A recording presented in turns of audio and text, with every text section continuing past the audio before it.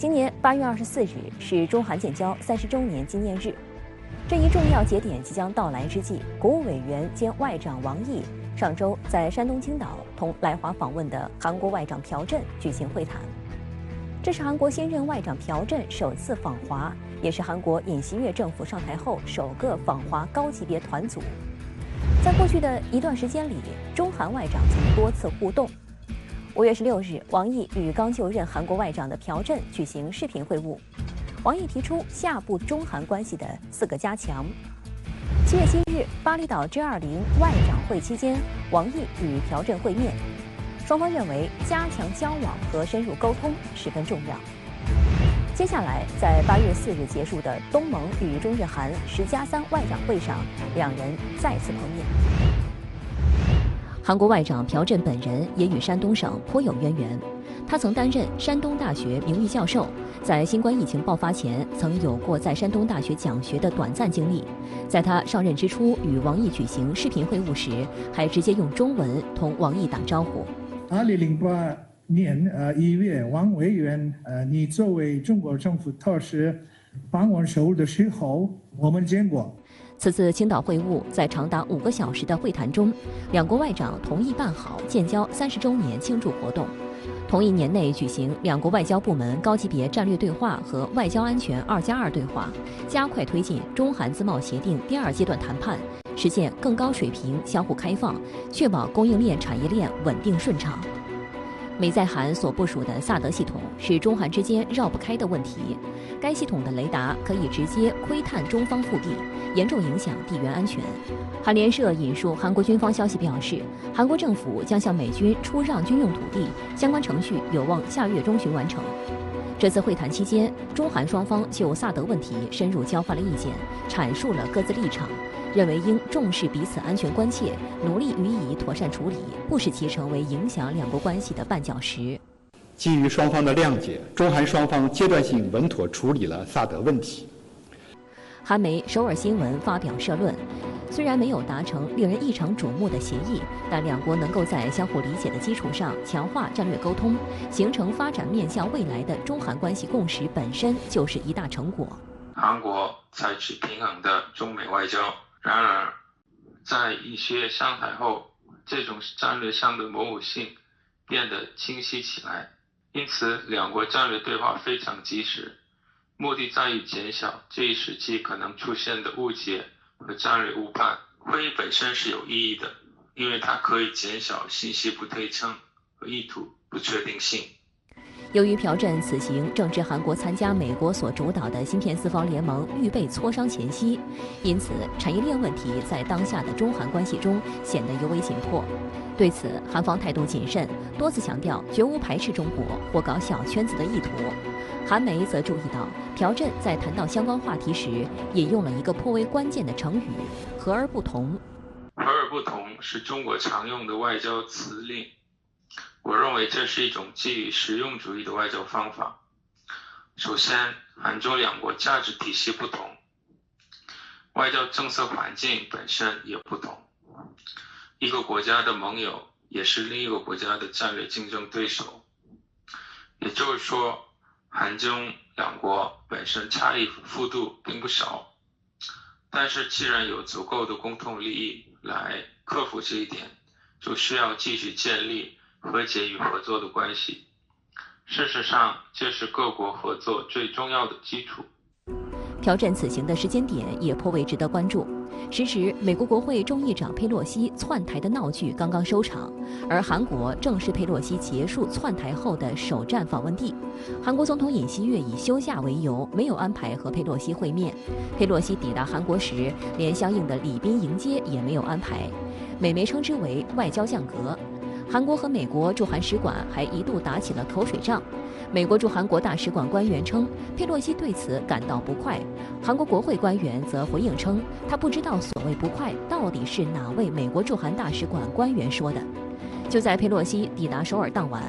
尹锡悦在韩国大学路观看了话剧，并与演员合影。照片经媒体发布后，舆论一片哗然。有网友指，总统在首尔看演出也不愿安排跟佩洛西见面，故意冷落的意思已经很明显了。这避而不见的戏码也令部分韩国民众回想起了不久前美国总统拜登公开冷落尹锡悦的一幕。就在今年6月的北约峰会期间，尹锡悦曾遭拜登无对视握手。韩媒认为，尹锡悦此次战术性休假，不见得是为了报复，更可能是为避免卷入因佩洛西窜台而带来的麻烦。熟悉总统办公室情况的一位执政党人士则透露，在中美角力的情况下，尹锡悦与佩洛西会面是有压力的。为了避嫌，尹锡悦还是与佩洛西通了电话，但双方并未谈及涉台问题。8月4日晚，佩洛西结束访韩程前往日本，而就在几天后，尹锡悦便派出了由朴振带领的高规格访华团，也令外界猜测，韩方并不希望因佩洛西之流所带来的杂音对中韩关系的大方向造成不良影响。而在佩洛西窜台之后，也有分析形容，尹锡悦政府对华态度将不得不如履薄冰。韩媒 Newsone 由此提出疑虑，在混乱的国际形势下，韩国对中国应该采取什么样的立场？韩国光云大学东北亚文化产业系教授金熙教在《掌柜主义的诞生》一文中写道：现在韩国高涨的厌华情绪下面，藏着战后体制危机和美国的体系性策划。 한중관계가 뭔가 새로운 모습으로 변화를 해야 되는 이 시점에 우리가 해야 될 일은 감정적이고 선입견 가진 판단보다는 훨씬 더 냉철하게 혐오, 분노 이런 것 빼고 냉철하게 접근을 해야 金熙教指出，现在美国要求韩国与中国进行经济脱钩，而韩国一旦真的这么做了，不和中国做半导体贸易，则会成为韩国国家利益上的包袱。有韩国网民对金熙教的观点表示支持，称：“说得好，韩国在这个时期正走向极端，在不安、不满和混乱中嘶吼，我们应该静下心来，好好想一想。”无论是选边站还是不选边站，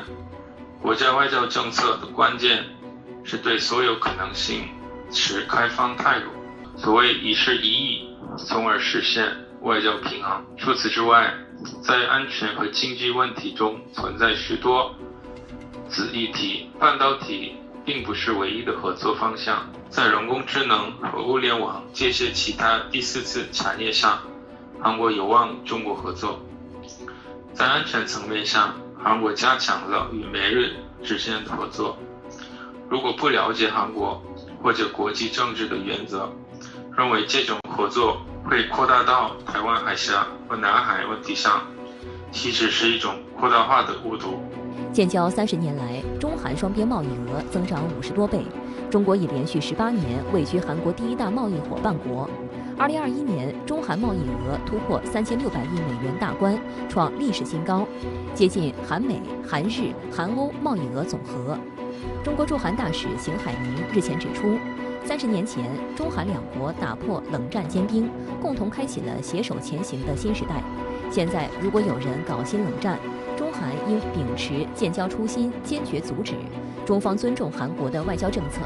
但韩美关系发展不能以损害中韩关系和中国利益为代价。其实近年来啊，历届韩国总统都会面临一个难题，那就是在韩美同盟的基础上，怎么发展对华关系。那尹锡悦上台以来，目前他是采取怎样的对华战略呢？李先生，就是尹锡悦政府表态说，那中国跟韩国关系呢，保持互相尊重。那等于什么呢？我们就是互相尊重来保持互相的利益啊，这就是以后中国跟韩国关系的发展的基本的一个原则。特别是这个保守派的这些理论人呢，过去文在寅政府的对中国政策，或是对跟中美之间采取了比较模糊的战略。然后呢，模糊战略后来就是可能遭到中国也不高兴，美国也不高兴这个局面。所以呢，反而现在呢，尹锡悦政府采取了一个是明白说的一个战略。所以比如说最近这个沙特问题啊，或是这个半导体的芯片的联盟，这一点上，尹锡悦政府比较明显的一个表态。这个就是一个特色。韩方阐明萨德的3步立场，就成为了中韩关系重回正轨的重要基础。但是中韩外长会刚刚结束，韩国却决定在本月底重启萨德反导系统，并坚称此事是涉及国家安全，不容谈判。那我们怎么来理解？国内舆论对尹锡悦政府的外交政策再可能批评有什么跟文在寅政府有什么差别，应该什么什么的。所以呢，尹锡悦政府就是总统办公室马上第二天就反映，就是刚结束外长会谈反映说这个是不容谈判国家安全问题。第二个呢，可能也考虑中国提出了应当监测5条，那如果韩国尹锡悦政府没有及时反应的话呢，可能美国可能或是日本或是其他国家对韩国的这个对中国态度会出现意见，特别是要考虑美国的这个反应，所以马上反应来这个安顿美国，特别是一个SAD的问题。然后呢另外一个很强调这个SAD系统是不是危害中国安全的，我们是防御性的武器是保护这个国民安全的，所以呢一定要我们自主决定，这个意思是表态明白。那请教一下陈女士，您觉得在当前的背景之下，中韩关系未来的发展空间会不会受到挤压？那又如何寻求突破呢？实际上呢，我呢说收紧，这个收紧呢就领域的合作在逐步的收紧，也就过去可能中韩之间是非常畅通的，那么今天可以说美国已经插了一脚的背后呢，就出现了一个规则之争、制度之争。那这种规则和制度之争呢，双方就会有很多的博弈。所以我认为我们的唯一办法就是说提升我们的 FTA，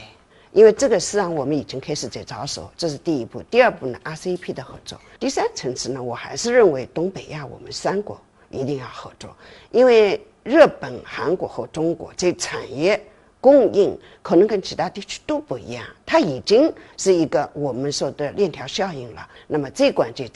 呢，我是认为政治的互信应该加强。在地缘政治、地缘经济变化当中，我们2个国家一定要有一个就是我说的相互沟通、相互谅解，不要造成某种不必要的我认为的互斥、或者叫相互抵触，这种我认为不应该，所以我认为这个工作我们必须。美国今年3月启动的所谓芯片4方联盟，计划拉拢日本、韩国以及中国台湾地区，组建一个以半导体和芯片产业为主的4方产业平台，从而遏制中国大陆获取芯片技术，发展高科技产业。日本和中国台湾地区目前已表态加入，但韩国十分抗拒。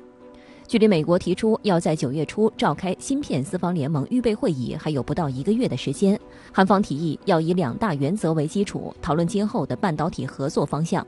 第一是尊重中国一直强调的一个中国原则，第二是不提及对中国进行出口限制。曾在韩国学中央研究院任访问学者的陈卓分析，针对韩国要求的不提及对中国进行出口限制，将成为韩美谈判的一大困难。预计未来韩美在具体对话出口问题的细则上，以及韩国是否要继续将产业链转移到美国的问题上，持续撕扯和拉锯。他们可能谈判的不会谈判这样一个就是丁是丁卯是卯的这样的一个结局，他可能会在某种技术上去限制往中国出口，就是他会有一个具体的一个点，就是不会说是完全就切断，因为完全切断不是韩国现在的经济可以承担的一个风险，更何况他这个东西完全听着美国的，在美国建厂的话，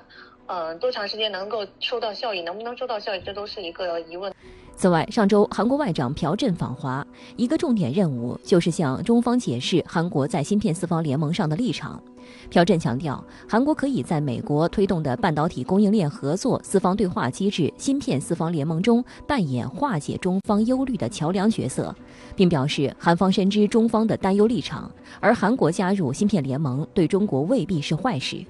韩国政府从制定规则的阶段就以所谓的规则制定者的身份参与，旨在初期阶段积极反映韩国立场的规则和政策。如果能成为初期成立成员以及规则制定者，也有助于韩国积极向其他成员方传达中国政府的担忧。这种构想也反映着韩国想成为在中美之间仲裁者的愿望。8月10日，韩国最老牌的英文商务杂志《商务韩国》发表文章称，韩国参与美国的芯片四方联盟唯一的好处是减少韩国对中国台湾和日本半导体产业的依赖，但不利的一面是，芯片四方联盟旨在加强美国的制造能力。韩国竞争对手美光和英特尔的生产和技术能力可能会加强，也就势必会削弱韩国在全球芯片市场的竞争力。韩国亚洲经济则提醒称，在中美竞争中，韩国必须避免本国芯片业成为冲突试验场的愚蠢行为。2021年，全球半导体公司市值100榜前20强中，美国占13席，中国台湾地区占2席，日本、韩国各占1席，共有17家企业在联盟之内。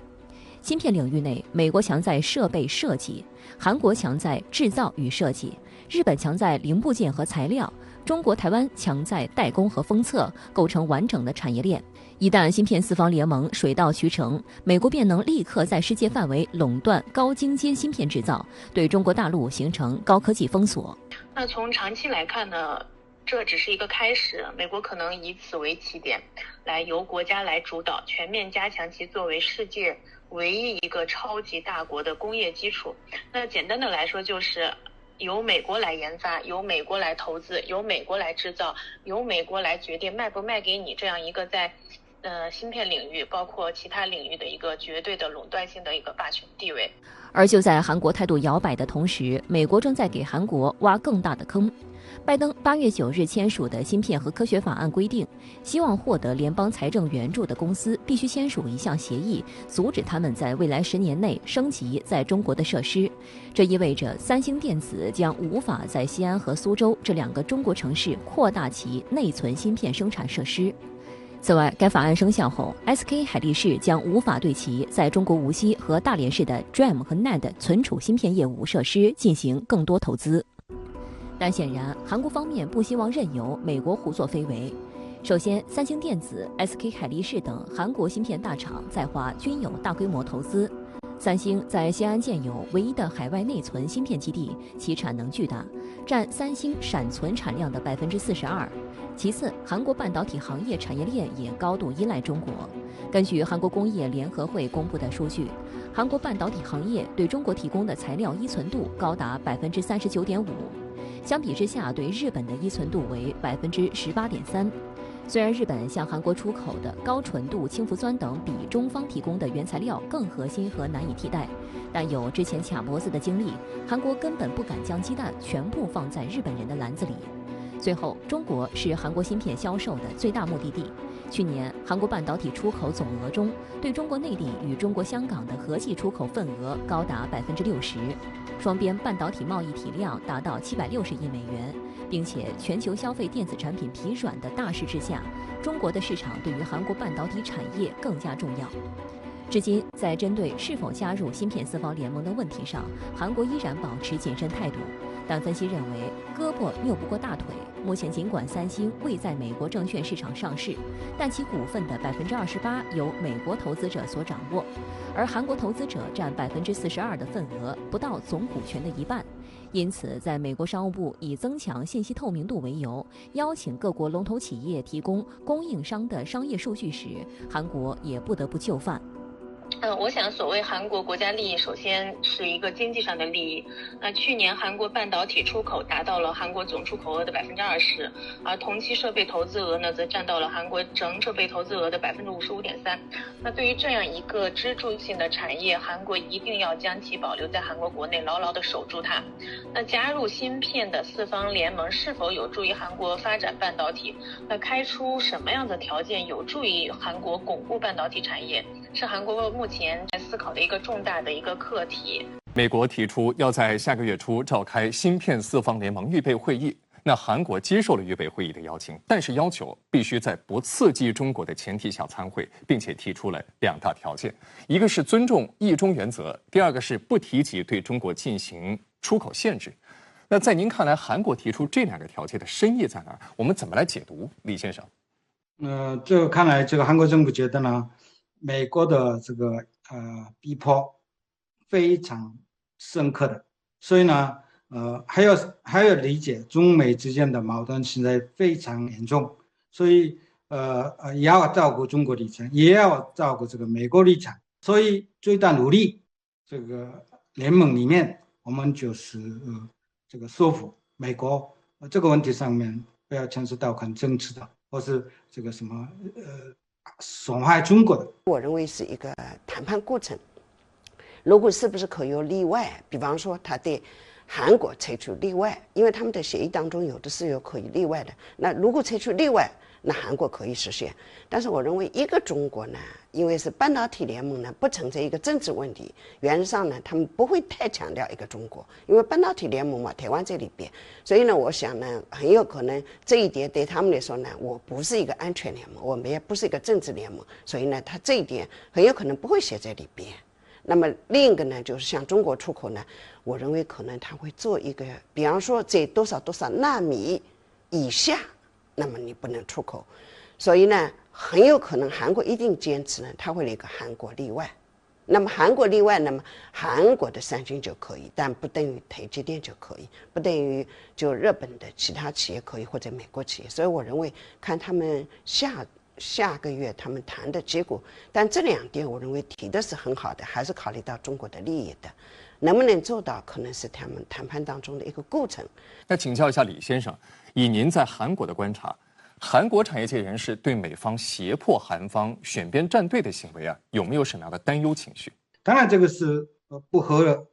符合市场规律的，因为经济问题现在牵涉到这个用政治外交来现在这个要处理。第二个呢，当然韩方的利益也不符合的，这两条是非常清楚的。所以呢，现在韩国呢，为了避免这种问题，现在是要企业方面、政府方面也这个很多努力，现在要做。比如说三星跟这个 SK 海力士呢，它是尽量应这个美国的要求，进行大规模的美国市场投资，先投资来可能给美国一个满足，然后呢，在下面这个半导体的联盟的这个进行这个协商的时候呢，可能韩国方面呢企业的这一块的这个努力，也政府方面的这个可能说服方式来美国跟这个尽量说我们就是妥协，或是这个回避跟中国跟这个矛盾，或是供应链，这个是韩国的基本的一个方针。那这一次韩国外长朴振访华，跟国务委员兼外交部长王毅会晤期间，他就指出，韩方深知中方的担忧立场。他强调，韩国加入芯片联盟对中国未必是坏事，反而能够在其中发挥桥梁作用。那对于韩方这种表态，我们怎么来解读？我觉得一方面，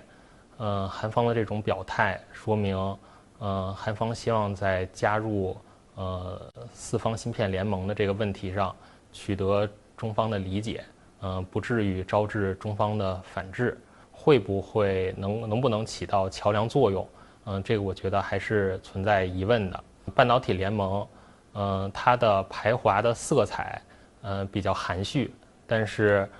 四方芯片联盟，它的排华的色彩比较明显。他为什么先做非政府行为？实际上，他已经把半导体的国干企业就对接上了，这是他最大的目的，就是。因为如果我们去分析一下，就是64家企业的话，上中下游全部包括在里边。比方说有生产的，有研发的，有设计的，然后有提供原材料的。比方日本很多企业提供原材料，那研发和设计主要是在美国。所以在这样的一个情况下呢，我们能看到个现实问题呢，就是说他已经把中国作为一个竞争的主要目标。不管是原来说的64家美国半导体联盟，还是未来他可能要谈的四方联盟，还是未来很有可能跟欧洲谈的，他都会排斥中国，实际上呢叫针对中国。所以我们能看到未来的竞争博弈的最关键，可能中美是在制造业核心的关键就是半导体。那现在美国在半导体领域围堵中国的路上一意孤行，让韩国也承受了巨大的压力。那在中美博弈的背景之下，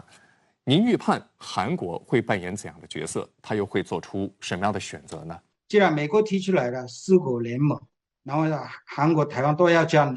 那韩国来讲一个危机也是机会。危机是跟中国关系上的危机，但是如果再进一步发展，打开市场或是这个技术合作，然后呢，这个是很好的一个机会。所以呢，不损坏最大市场中国跟关系不损坏的前提之下，跟这个四国联盟的这个关系来，要再发展这个半导体的生产供应链的话呢，韩国来讲是好事。所以危机在中国的关系上面，机会在这个半导联盟上面。那韩国呢，怎么选择的问题？所以是第二个呢，可能这个当中啊，我们政府虽然努力，但是我可能看呢，三星跟这个 SK 这个两大半导体韩国大企业呢，可能要发挥很多这个中间角色、桥梁角色的。8月9日，拜登签署总额高达2800亿美元的芯片和科学法案，对美国本土芯片产业提供巨额补贴，以此提高美国在科技领域的竞争力。如果以购买力对比来看，该法案超过了2战结束后美国援助欧洲的马歇尔计划的总额。而在2800亿美元的援助资金中，有527亿美元就将被用于半导体行业。此外，相关企业还将获得25%的税收减免。看起来这只是一项针对美国自己半导体行业的计划，但事实上，针对中国的目的一览无遗。最明显的就是法案规定，如果企业领了美国补贴，就不能在中国扩大或建设某些先进半导体的工厂。就在拜登签署法案的第2天，中国贸促会、中国国际商会表示，美意在动用政府力量强行改变半导体领域的国际分工格局，损害了包括中美企业在内的世界各国企业的利益。The future of the chip industry is going to be made in America. 有分析认为，其实美国的盘算首先是通过芯片法案限制中国的芯片厂数量，阻止中国的芯片厂数量增加，限制相关人才的培养与行业发展。其次是要求台积电等厂商前往美国投资建厂，培养美国的新一代半导体人才，继续拉大中美之间的半导体技术差距。不过，对此也有人持不同意见。美国芯片分析师 Pat Mullhead 表示，此法案没有外界想象的那么大规模。一家先进芯片制造厂耗资就能超过100亿美元，资金分配将会是肉眼可见的难题。实际上，给芯片厂天价补贴的法案从2020年6月就已经浮出。除了政治极化，还有一个重要原因就是美国政府也的确囊中羞涩。特别是今年第2季度，美国 GDP 按年率计算下滑0.9%，连续2个季度萎缩，陷入技术性衰退。尽管佩洛西称芯片法案是美国家庭和美国经济的重大胜利，但就现状看，2800亿美元的巨额支出将给政府和纳税人造成重负，可能进一步激化国内矛盾。现在已经有不少声音认为，如果给芯片公司免了税，别的公司的减税额就会减少。很多代表特殊利益的议员已经公开放话，美国的芯片企业已经赚得盆满钵满了，为什么还要国家补贴？甚至连半导体行业内部都产生了分裂。据媒体此前报道，英特尔原本已经在亚利桑那州投资200亿美元新建2个工厂，现在又准备在俄亥俄州投资200亿美元建设号称全球最大的晶圆生产社区。此前看到法案和补贴迟迟不到，英特尔干脆写信给俄亥俄州的州长和议员们，因为芯片法案不能通过，所以开工仪式取消。如果俄亥俄州的国会议员们不赶紧推动法案通过，到时候取消的可能就不只是一个开工仪式了。与此同时，英特尔还公布了其在德国投资880亿美元新建工厂的计划，逼宫意味十足。事实上，法案中用于美国本土芯片制造和研发的500亿美元补贴，由390亿美元补贴制造和110亿美元补贴研发组成。但现如今，仅芯片制造商英特尔一家就对美国政府开出了120亿美元的建设补助金账单，相当于制造补贴总金额的近1/3。许多媒体质疑，推动芯片法案的议员们是不是都已经在英特尔的工资单里了？更不用说台积电和三星2家芯片制造商也分别计划在亚利桑那州、德克萨斯州建厂，预计2024年开始生产芯片。也因此，美国芯片业内一场大戏已拉开帷幕。各个芯片厂商游说的游说，逼宫的逼宫，骗补的骗补。据非营利性新闻调查网站 ProPublic 的数据，曾经雇佣游说公司对芯片法案进行游说的机构有63个，覆盖半导体产业链各环节、汽车、消费电子终端、大学及各类行业协会，总游说金额达到26.7亿美元。这个法案本身是一个在内部妥协当中达成的，就是说相对于整个美国要整新它的这个芯片产业来讲，它这个钱其实是不够的，也反映了它政府的财政实力不强。但是呢，它的意图很明显，就是它要阻断跟中国的芯片的高端芯片的联系，通过它的这个芯片法案的这个推进呢，再造它的芯片的制造能力。但是能不能取得一个制造生产能力，能不能在世界市场上占有一席之地，那还是取决你的综合实力。不过，拜登对该法案还真是上心。为了赶在国会8月中的夏末休会前把法案给落实，拜登一口气派了3名高官去站台。7月27日，韩国另一半导体巨头 SK 海力士集团会长崔泰元与拜登视频会面，宣布220亿美元的投资计划，把拜登高兴地在视频通话时说了不下10个谢谢。分析指出，芯片法案短期内确实可以拉动美国对芯片制造业的投资，增加就业。这就可以让拜登和民主党在宣扬本届政府经济成就时有话可说。另一方面，芯片法案把一种高科技产品的制造业和美国国家安全联系起来，这响应了美国政坛近年来对华强硬的主流两党观点，也是中期选举时可以拿出来列在成绩单上的条目。不过值得注意的是，该法案对中国台湾企业台积电一直另眼相看。8月3日，美国国会众议长佩洛西窜访台湾地区公开的4大行程，其中3个核心都是围绕台积电。《华尔街日报》指出，刘德音是佩洛西点名要见的人之一，被外界称为比蔡英文还重要。台媒报道称，蔡英文3日中午请佩洛西一行午宴，在对方要求下，邀台积电创办人张忠谋、董事长刘德音与和硕副董事长程建中作陪。值得注意的是，与佩洛西同行的筹款委员会副主席德尔本曾在微软工作，也是芯片法案幕后推手之一。所以毫无疑问，他们是想要透过这样一场交往，跟台积电做更紧密的沟通和协调。他会鼓励台积电持续扩大对于在美国的投资，并且导入除了5奈米之外更先进的3奈米以下的制程。而美国政府目前最希望的就是半导体的先进技术以及产能能够美国在地化。分析认为，继胁迫台积电在美设厂、强迫台积电交出机密数据后，美国还要进一步加速推动对华科技脱钩断裂。不过，也有一个细节不容忽视，那就是佩洛西被称为股神的老公一度重仓购买半导体股票，此间的盘算不言自明。其实，不管是韩国的三星，还是岛内的台积电，都曾对美邀约赴美设厂表达过不满。据台媒援引知情人士报道，这次台积电创始人张忠谋就当面告诉佩洛西，台积电去美国不会成功。他认为，一个地方若要让半导体产业成功，需要积累很多条件。实际在美国制造芯片的成本比在台湾岛内贵50%。他还补充说明，台积电多次为俄勒冈州工厂安排美国和外籍人员，但都没能降低多少成本。实际上，台积电在海外就4个工厂：大陆的南京厂、上海松江厂以及美国的华盛顿州子公司 WaferTech 8英寸工厂，还有目前在建的亚利桑那州工厂，全部加起来也不到台积电总产能的10%，足以看出台积电并不愿意在海外大规模设厂制造。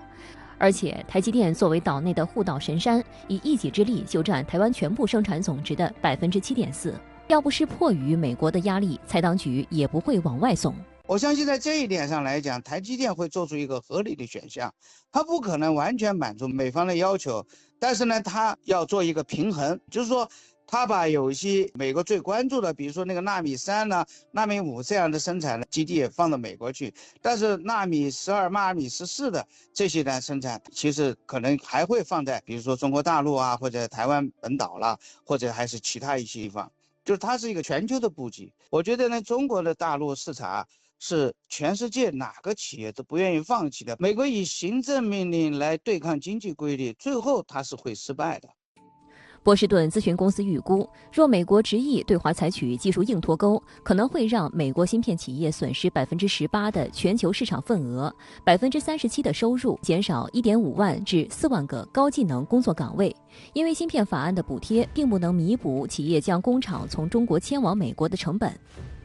彭博社就表示，该法案旨在为美国夺回芯片生产端，但美国在芯片领域已经不再像以前那样具有竞争力。还有美媒表示，该法案属于典型的保护主义措施，反而会抑制生产力和创新力。制造商需要明白，一次性的挥霍不会变成永久性的补贴。美国政府也应该想清楚，明智的政策不仅仅是开出大笔支票。尤其像芯片，这个是一个高度的国际化分工的体系了。你现在以几千亿美元，就像把这个供应链和产业链终结吧。那美国人他有点把自己的能力高估了，这是其一。其二呢，他也会跟中国制造一点麻烦，但是这些都是短期的，因为达不到，他违背了经济规律，违背了技术规律，违背了资本规律。至于说那些纳米3、纳米5的这个东西啊，也可以让它垄断一份，但终究这个问题可以解决。而且关键在哪呢？就是说你到了非常精密的专业技术，你的市场应用其实是越来越窄了，然后你的这个成本越来越高，你的这个尖端技术、一流技术的回报率规模越来越小，最后一旦有别的机会被别人一超越或者有替代的，他最后想重新获取他的这个技术优势已经不可能了。就在美芯片法案签署生效后没几天，美国商务部又对几项新技术进行出口管制。当地时间8月12日，美国商务部工业和安全局发布公告，称出于国家安全考虑，将4项新兴和基础技术纳入新的出口管制。虽然美国商务部工业和安全局并没有直接提到中国，但分析指出，中国现在属于被美国列为国家安全管控的国家之一，只要技术和物项被美国政府列入出口管制目录，大概率就会对中国的出口设置限制，比如美国企业对华出口需要许可证等，这实际上会造成中美在半导体领域里进一步脱钩。中国人民大学应用经济学院教授刘锐指出，其实美国的压迫也可以进一步促进企业走向自立自强，因为如果想要抵御一个国家的政治压力，那么对企业来讲，最重要的就是拥有越来越多属于自己的专利技术，而这也会改变当前国际商贸的合作方式。比如说，过去就把美国的技术当作是一个合作的条件，然后把本国的土地、人力还有一些资本当作跟美国合作的这样的一个筹码，然后双方来谈，可能将来就不是这样的合作方式了。将来很可能就是我优先做技术，做了技术以后了，我再去找合作伙伴，就不会去依赖于某一方了。那么这个当中，我看到的就可能就是一种由于约束条件发生变化的一种新的国际商贸合作模式的出现。当然了，我们国人最为关注的还是芯片法案中包含的对华脱钩条款。对于美国以竞争之名行遏制之实，大搞经济胁迫，到底能够对我们国家的芯片产业发展带来什么样的影响呢？如果你拿到这些钱了，那你的企业在未来10年就不能到中国来扩建或者说投资，那这一块就是中国大陆它要收取了。第二块呢，它有一个问题，就是未来的生产不能在28纳米以下生产。那么也就是说，中国现在需要的是28纳米以下的，但是呢，它只能在28纳米以上，这个限制也非常重。我认为这是第二个限制。第三个呢，我们能看到一个现实问题，研发。我们知道它的研发是一个明确的规定，就是说，这是如果拿到这是研发基金的话，不能雇佣中国这样的访问学者，或者说在那儿学习的人员，因为他这个所有人员他要进行限制，我认为这是非常严重。最关键呢，他要求以后增加2000亿的研发投入是多少呢？实际上是2纳米左右的研发。而2纳米现在来说呢，对台积电来说，现在还在5纳米以上嘛，所以呢，就是对中国的竞争会越来越激烈。所以我认为应该面临看到的是挑战，但是另一面呢，我认为危与机的转换必须要掌握住这次机会。中国怎么升级芯片或者说半导体的研发和投入以及产出？在开放这方面，我想这些脱钩的条款并不能阻挡全球的企业和中国的半导体企业进行合作。那么在2020年的时候，美国的约翰斯霍普金斯大学物理实验室这个智库就发布了一个报告，里面就提到，美国当时出台了一些对华的芯片出口管制的禁令，那么很多美国的公司都在想办法绕开这些禁令，来坚持将他们的产品输往中国市场。那么这个我想它就反映了中国市场是具有吸引力的。那么只要我们坚持开放，那么全球的芯片企业就会想办法继续保持和中国芯片企业的合作。从创新的角度讲呢，这些脱钩条款也提示中国的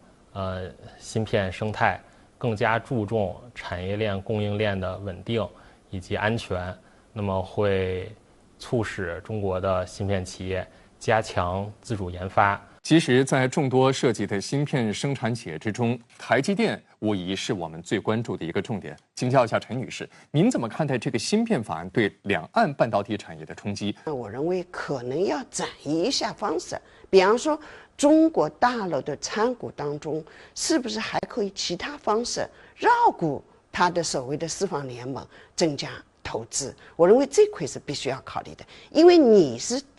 是台湾的企业，你不是美国的企业，你一定要考虑，你还是有你的独立性。所以我最考虑的问题就是说，如何绕过这个四方联盟的规定来中国大陆投资，这个市场是绝不会放弃，但是它的自主性已经没有了。所以我想，未来可能我们应该有一种，是不是可以在第三方合作？我认为第三方合作不是在中国大陆，但是我们可以移出中国大陆到某个地方去开发，然后我们可以再进口进行交易。我认为这种都是可以改变一种方式来考虑这个问题。芯片法案到底能不能重振美国芯？周先生您怎么看？芯片法案对推动美国本土制造更多的芯片作用有限。根据法案的一些条款，芯片法案的大部分拨款都是会在第一年，补贴在美国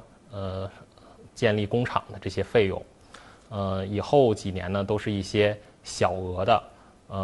主要是补贴这些工厂在美国的运营费用，所以说呢，今后几年，美国的芯片法案是很难吸引一些半导体企业在美国再设立新的工厂或者投资扩产的。那么根据现在美国政府公布的一些已经吸引到的全球半导体企业在美国的投资的情况来看呢，和半导体制造直接相关的岗位可能增加了在1万个岗位左右。这些岗位和美国现在